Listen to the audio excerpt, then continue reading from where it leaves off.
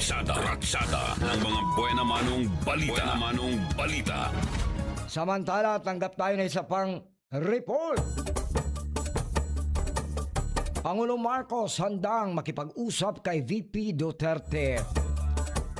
Magdedetalye ating Malacanang correspondent Faith de la Cruz.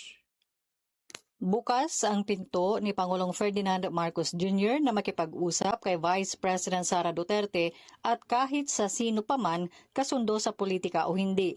Ito ang naging tugon ni Palace Press Officer Claire Castro sa gitna ng ulat na humiling si Duterte ng private meeting kasama si Pangulong Marcos. Sabi ni Castro, wala siyang impormasyon kung may katotohanan o wala ang umano'y hiling na private meeting ni Duterte kay Pangulong Marcos. Gayunman, una nang sinabi ni Pangulong Marcos na noon pa man, kahit sino ay handa siya makipag-usap at makipagbati. Sa ganitong paraan niya, magkakaroon ng magandang pagkakaintindihan kahit kanino man. At yan ang ratsyada ng Buena Manong Balita mula sa Malacanang. Ako si Faith de la Cruz, nag-uulat sa Infinite Radio 24. Iba. Basta balita.